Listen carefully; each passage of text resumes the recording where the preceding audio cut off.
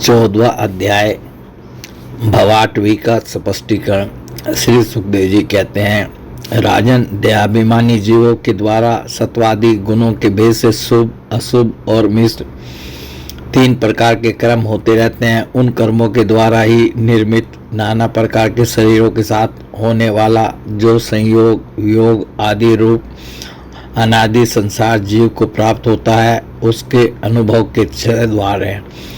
मन और 5 ज्ञानेंद्रिय, उनसे विवश होकर यह जीव समूह मार्ग बोलकर भयंकर वन में भटकते हुए धन के लोभी बनिजारों के समान परम समर्थ भगवान विष्णु के आश्रित रहने वाली माया की प्रेरणा से बिहड़ वन के समान दुर्गम मार्ग में पड़कर संसार वन में जा पहुंचता है। यह वन शमशान के समान अत्यंत अशुभ है। इसमें भटकते हुए उसे अपने शरीर से किए हुए कर्मों का फल भोगना पड़ता है। यहाँ अनेकों विघ्नों के कारण उसे अपने व्यापार में सफलता भी नहीं मिलती, तो भी यह उसके श्रम को शांत करने वाले श्री हरि एवं गुरुदेव के चरणारविंद मकरंद मधु के रसिक भक्त भ्रमरों के मार्ग का अनुसरण नहीं करता। इस संसार वन में मन सहित 6 इंद्रियां ही अपने कर्मों की दृष्टि से डाकुओं के समान है। पुरुष बहुत सा कष्ट उठाकर जो धन कमाता है, उसका उपयोग धर्म में होना चाहिए। वही धर्म यदि साक्षात भगवान परम पुरुष की आराधना के रूप में होता है, तो उसे परलोक में निःश्रेयस का हेतु बतलाया गया है। किंतु जिस मनुष्य का बुद्धि रूप सारथी विवेकहीन होता है और मन वश में नहीं होता, उसके उस धर्म उपयोगी धन को ये मन सहित 6 इंद्रियां देखना, स्पर्श करना, सुनना, स्वाद लेना, सूंघना, संकल्प विकल्प करना और निश्चय करना, इन वृत्तियों के द्वारा ग्रस्तोचित विषय भोगों में फंसाकर उसी प्रकार लूट लेता है जिस प्रकार बेईमान मुखिया का अनुगमन करने वाले एवं असावधान बनिजारों के दल का धन चोर डाकू लूट ले जाते हैं। यही नहीं, इस संसार वन में रहने वाले उसके कुटुंबी भी, जो नाम से तो स्त्री पुत्र आदि कहे जाते हैं, किंतु कर्म जिनके साक्षात भेड़ियों और गिद्धों के समान होते हैं, उस अर्थ लोलुप कुटुंबी के धन को उसकी इच्छा रहने पर भी उसके देखते देखते इस प्रकार छीन ले जाते हैं, जैसे भेड़िए गड़रियों से सुरक्षित भेड़ों को उठा ले जाते हैं। जिस प्रकार यदि किसी खेत के बीजों को अग्नि द्वारा जलाने दिया गया हो, तो प्रतिवर्ष जोतने पर भी खेती का समय आने पर वह फिर झाड़, झंखाड़, लता और तिन आदि से गहन हो जाता है, उसी प्रकार यह गृहस्थाश्रम भी कर्म भूमि है। इसमें भी कर्मों का सर्वथा उच्छेद कभी नहीं होता, क्योंकि यह घर कामनाओं की पिटारी है। उस गृहस्थाश्रम में आसक्त हुए व्यक्ति के धन रूप बाहरी प्राणों को डांस और मच्छरों के समान नीच पुरुषों से तथा टिड्डी, पक्षी, चोर और चूहे आदि से क्षति पहुंचती रहती है। कभी इस मार्ग में भटकते भटकते यह अविद्या, कामना और कर्मों से कलुषित हुए अपने चित्त से दृष्टि दोष के कारण इस मर्तीय लोक को, जो गंधर्व नगर के समान असत है, सत्य समझने लगता है।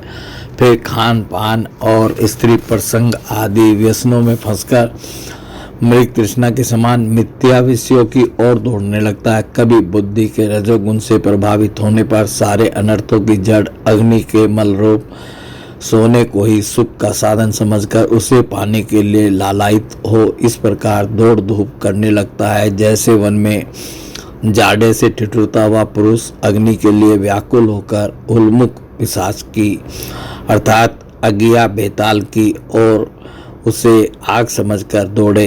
कभी इस शरीर को जीवित रखने वाले घर, अन्न, जल और धन आदि में अभिनिवेश करके इस संसारण्य में इधर उधर दौड़ धूप करता रहता है। कभी बवंडर के समान आंखों में धूल झोंक देने वाली स्त्री गोद में बैठा लेती है, तो तत्काल रागान सा होकर सत्पुरुषों की मर्यादा का भी विचार नहीं करता।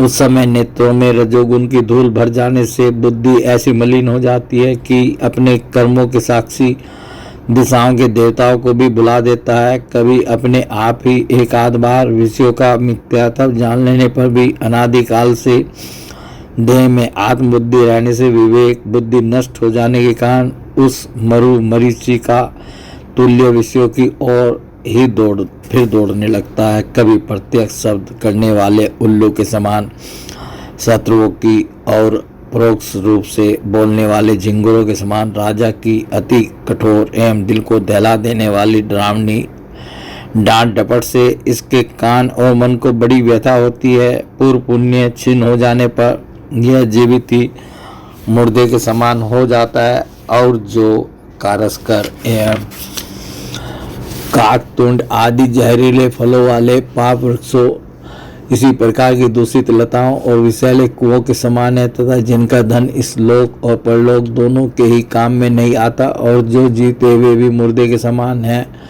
उन कृपण पुरुषों का आश्रय लेता है। कभी असत पुरुषों के संग से बुद्धि बिगड़ जाने के कारण सूखी नदी में गिरकर दुखी होने के समान इस लोक और परलोक में दुख देने वाले पाखंड में फंस जाता है। जब दूसरों को सताने से उसे अन्न भी नहीं मिलता, तब वह अपने सगे माता पिता पुत्रों को अथवा पिता या पुत्र आदि का एक दिन का भी जिनके पास देखता है उनको फाड़ खाने के लिए तैयार हो जाता है। कभी दावानल के समान प्रिय विषयों से शून्य एवं परिणाम में दुख में घर में पहुंचता है तो वहाँ इष्ट जनों के वियोग आदि से उसके शोक की आग भड़क उठती है। उससे संतप्त होकर वह बहुत ही खिन्न होने लगता है। कभी काल के समान भयंकर राजकुल रूप राक्षस इसके परम प्रिय धन रूप प्राणों को हर लेता है तो यह मरे हुए के समान निर्जीव हो जाता है। कभी मनोरथ के पदार्थों के समान अत्यंत असत पितामह आदि संबंधों को सत्य समझकर उनके सहवास से स्वपन के समान क्षणिक सुख का अनुभव करता है। गृहस्थ आश्रम के लिए जिस कर्म विधि का महान विस्तार किया जाता है उसका अनुष्ठान किसी पर्वत की कड़ी चढ़ाई के समान ही है।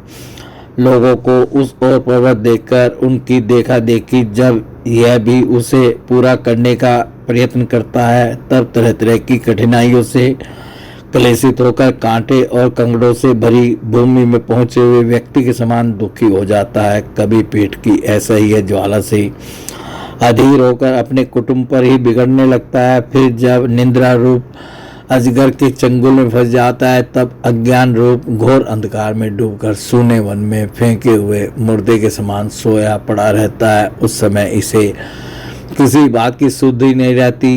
कभी दुर्जन रूप काटने वाले जीव इतना काटते तिरस्कार करते हैं कि इसके गर्भ रूप दांत जिनसे यह दूसरों को काटता था टूट जाते हैं। तब इसे अशांति के कारण नींद भी नहीं आती तथा मर्म वेदना के कारण क्षण क्षण में विवेक शक्ति क्षीण होते रहने से अंत में अंधे की भांति यह नरक रूप अंधे कुएं में जा गिरता है। कभी विषय सुख रूप मधुकणों को ढूंढते ढूंढते जब यह लुक छिपकर पर स्त्री या पर धन को उड़ाना चाहता है तब उनके स्वामी या राजा के हाथ से मारा जाकर ऐसे नरक में जा गिरता है जिसका और छोड़ नहीं है। इसी से ऐसा कहते हैं कि प्रवृत्ति मार्ग में रहकर किए हुए लौकिक और वैदिक दोनों ही प्रकार के कर्म जीव को संसार की ही प्राप्ति कराने वाले हैं। यदि किसी प्रकार राजा आदि के बंधन से छूट भी गया तो अन्याय से अपहरण किए हुए उन स्त्री और धन को देवदत्त नाम का कोई दूसरा व्यक्ति छीन लेता है और उससे विष्णु मित्र नाम का कोई तीसरा व्यक्ति झटक लेता है। इस प्रकार में भोग एक पुरुष से दूसरे पुरुष के पास जाते रहते हैं, एक स्थान पर नहीं ठहरते। कभी कभी शीत और वायु आदि अनेकों आदि दैविक आदि भौतिक और आध्यात्मिक दुख की स्थितियों के निवारण करने में समर्थ न होने से यह अपार चिंताओं के कारण उदास हो जाता है। कभी परस्पर लेन देन का व्यवहार करते समय किसी दूसरे का थोड़ा सा दमड़ी भर अथवा इससे भी कम धन चुरा लेता है तो इस बेईमानी के कारण उससे बैर ठन जाता है। राजन, इस मार्ग में पूर्वोक्त विघ्नों के अतिरिक्त सुख दुख राग द्वेष भय अभिमान प्रमाद उन्माद शोक मोह लोभ मात्सर्य ईर्ष्या अपमान क्षुधा पिपासा आदि व्याधि जन्म जरा और मृत्यु आदि और भी अनेकों विघ्न हैं। इस विघ्न बहुल मार्ग में इस प्रकार भटकता हुआ यह जीव किसी समय देव माया रूपिणी स्त्री के भावपास में पड़कर विवेकहीन हो जाता है, तब उसी के लिए विहार भवन आदि बनवाने की चिंता में ग्रस्त रहता है तथा उसी के आश्रित रहने वाले पुत्र पुत्री और अन्य स्त्रियों के मीठे मीठे बोल, चितवन और चेष्टाओं में आसक्त होकर उन्हीं में चित फंस जाने से वह इंद्रियों का दास अपार अंधकार में नरकों में गिरता है। काल चक्र साक्षात भगवान विष्णु का आयुध है। वह परमाणु से लेकर दिव्य प्रार्थ पर्यंत क्षण घटी आदि अवयव से युक्त है। वह निरंतर सावधान रहकर घूमता रहता है। जल्दी जल्दी बदलने वाली बाल्य, यौवन आदि अवस्थाएं ही उसका वेग हैं। उसके द्वारा वह ब्रह्मा से लेकर क्षुद्राति क्षुद्र तृण पर्यंत सभी भूतों का निरंतर संहार करता रहता है। कोई भी उसकी गति में बाधा नहीं डाल सकता। उससे भय मानकर भी जिनका यह कालचक्र निज आयुध है, उन साक्षात भगवान योग पुरुष की आराधना छोड़कर यह मंदमती मनुष्य पाखंडियों के चक्कर में पड़कर उनके कंक, गिद्ध, बगुला और बटेर के समान आर्य शास्त्र बहिष्कृत देवताओं का आश्रय लेता है, जिनका केवल वेदवाही है।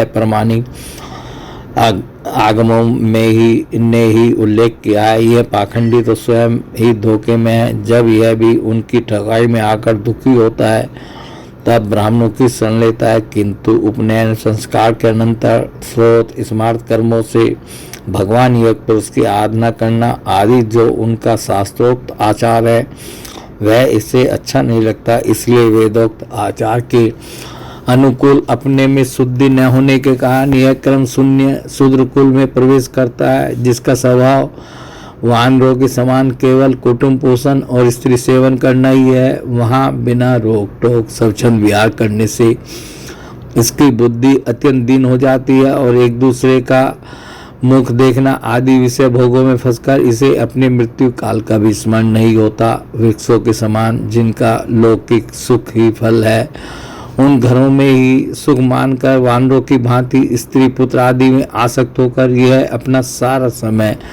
मैथुन आदि विषय भोगों में ही बिता देता है। इस प्रकार प्रवृत्ति मार्ग में पड़कर सुख दुख भोगता हुआ यह जीव रोग रूपी गिरी गुहा में फंसकर उसमें रहने वाले मृत्यु रूप हाथी से डरता रहता है। कभी कभी शीत, वायु आदि अनेक प्रकार के आदि दैविक, आदि भौतिक और आध्यात्मिक दुखों की निवृत्ति करने में जब असफल हो जाता है तब उस समय अपार विषयों की चिंता से यह खिन्न हो उठता है। कभी आपस में क्रय विक्रय आदि व्यापार करने पर बहुत कंजूसी करने से इसे थोड़ा सा धन हाथ लग जाता है। कभी धन नष्ट हो जाने से जब इसके पास सोने, बैठने और खाने आदि की भी कोई सामग्री नहीं रहती तब अपने अभिष्ट भोग न मिलने से यह उन्हें चोरी आदि बुरे उपायों से पाने का निश्चय करता है। इससे इसे जहाँ तहाँ दूसरों के हाथ से बहुत अपमानित होना पड़ता है। इस प्रकार धन की आसक्ति से परस्पर वैर भाव बढ़ जाने पर भी यह अपनी पूर्व वासनाओं से विवश होकर आपस में विवाह आदि संबंध करता और छोड़ता रहता है। इस संसार मार्ग में चलने वाला यह जीव अनेक प्रकार के क्लेश और विघ्न बाधाओं से बाधित होने पर भी मार्ग में जिस पर जहाँ आपत्ति आती है अथवा जो कोई मर जाता है उसे जहाँ का तहाँ छोड़ देता है तथा नए जन्म में वो को साथ लगाता है। कभी किसी के लिए शोक करता है, किसी का दुख देखकर मूर्छित हो जाता है, किसी के वियोग होने की आशंका से भयभीत होता है, किसी से झगड़ने लगता है, कोई आपत्ति आती है तो रोने चिल्लाने लगता है। कहीं कोई मन के अनुकूल बात हो गई हो तो प्रसन्नता के मारे फूला नहीं समाता, कभी गाने लगता है और कभी उन्हीं के लिए बंधने में भी नहीं हिचकता। साधुजन इसके पास कभी नहीं आते, यह साधु संग से सदा वंचित रहता है। इस प्रकार यह निरंतर आगे ही बढ़ रहा है। जहाँ से इसकी यात्रा आरंभ हुई है और जिसे इस मार्ग की अंतिम अवधि कहते हैं, उस परमात्मा के पास यह अभी तक नहीं लौटा है। परमात्मा तक तो योग शास्त्र की भी गति नहीं है।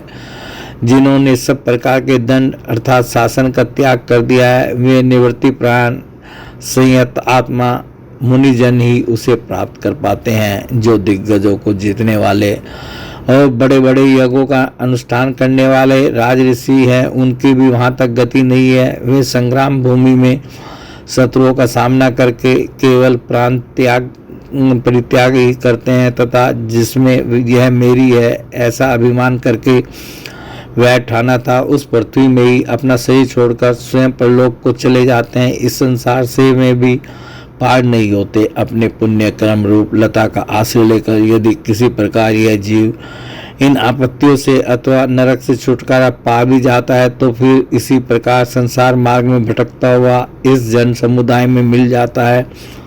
यही दशा स्वर्ग आदि ऊर्ध्व लोकों में जाने वालों की भी है। राजन, राज ऋषि भरत के विषय में पंडित जन ऐसा कहते हैं, जैसे गरुड़ जी की होड़ कोई मक्खी नहीं कर सकती, उसी प्रकार राज ऋषि महात्मा भरत के मार्ग का कोई अन्य राजा मन से भी अनुसरण नहीं कर सकता।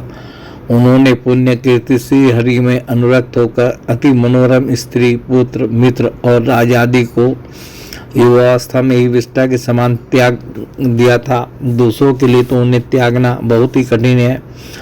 उन्होंने अति दुस्तीय पृथ्वी, पुत्र, सर्वजन, संपत्ति और स्त्री की तथा जिसके लिए बड़े बड़े देवता भी लालायित रहते हैं, किंतु जो स्वयं उनकी दया दृष्टि के लिए उन पर दृष्टिपात करती रहती थी, उन लक्ष्मी की भी लेस मात्र इच्छा नहीं की। यह सब उनके लिए उचित ही था, क्योंकि जिन महानुभाव का चित्त भगवान मधुसूदन की सेवा में अनुरक्त हो गया है, उनकी दृष्टि में मोक्ष पद भी अत्यंत तुच्छ है।